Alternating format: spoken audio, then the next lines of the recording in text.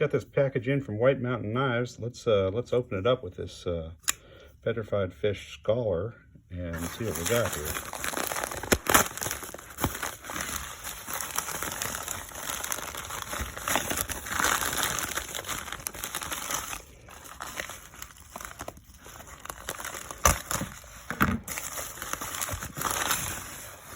Box inside the package. All right. Extra bonus unboxing.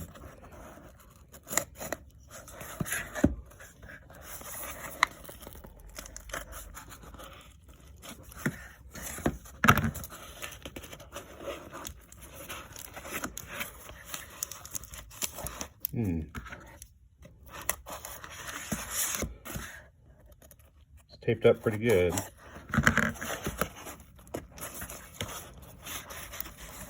What am I doing wrong here? Oh, okay, this goes this way.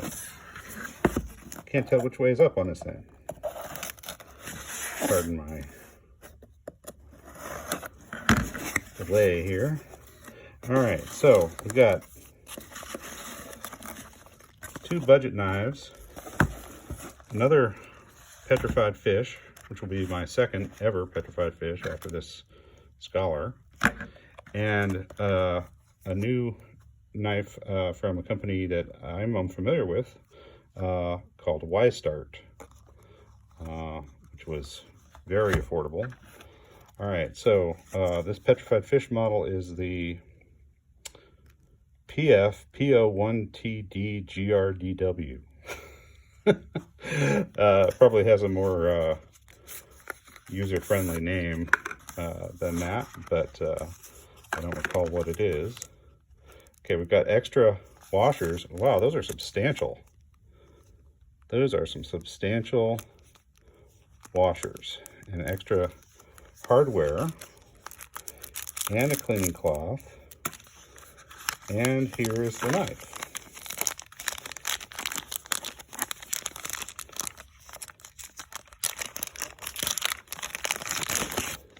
And this is just the little petrified fish tag. All right, which is attached to the lanyard point there. And this is a top flipper, or front flipper. There we go. All right, so, oh yeah, I believe this is the Beluga, is the name of this model. And there's a rhino icon on it. And K110. So K110 is D2 steel, but it's K110 is the brand name for, or brand designation for Böhler. Böhler's version of D2. Böhler is an Austrian metallurgy facility.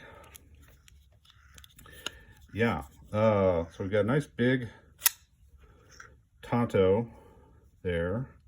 And it gets wider at the end, and this reminds me a little bit of the MKM Vincent, which also gets wider there at the end. It's not a Tonto, but it does have a lot of sort of front-facing blade, the way that this Tonto knife does, this Beluga from Petrified Fish. I quite like my limited experience with petrified fish so far. Nicely contoured G10 handle scales on this. Deep carry pocket clip. As I mentioned, a lanyard attachment point. It's a reversible pocket clip. And it's got a fuller, which you can use as a nail nick for opening it that way. I don't know. Yeah, I think it'd be pretty hard to flick it open with the fuller. Might be possible with some practice, but not easy. But the top flipper works. And that's a nice beefy blade. It is compound grind, but both grind angles are flat. So it's got one that comes down toward the front and one that comes down toward the edge this way. So it's flat ground in both cases, but it is technically compound grind. Yeah, pretty good ergos. Got a little bit of jimping here on the spine. All right. And right now it's got nylon washers in it. So that's what those extra washers are for, the phosphor bronze, is if we want to switch it to phosphor bronze instead of nylon, we can. Which is a nice, nice thing to include for a budget knife. I mean, this knife was something in the ballpark of 50 bucks, maybe a little less.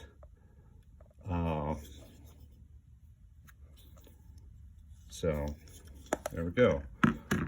The Vincent is in Vanex steel. It's quite a bit more expensive knife. But other than the fact that they're broad across this area of the blade, there's not a lot that these knives share in common. All right, now let's check out this Y-Start. Y-Start. Okay, so these are available in a few different colors. I got one in green. I think there's an orange. Maybe a couple other colors. It's got blue liners in addition to the green accents on the handle scales. Pretty oily out of the package there. This, I believe, is also D2 steel. Yeah, D2. So oil might be there to prevent it from corroding, because D2 is not really stainless. Interesting little insert of G10 in the blade. And yeah, good contact on the liner lock. Pretty robust blade, nice swedge, almost 4 inches long. Comfortable ergos, a little bit of jimping right there. The flipper comes out and acts almost like a hilt. It's oriented for tip down carry, and it looks like it's single position. Yeah, you can only put it's not drilled out to move that pocket clip to any other position except right side tip down. Flipping action is pretty good on it, and I'm impressed with this knife for what it is, because this knife was less than 20 bucks.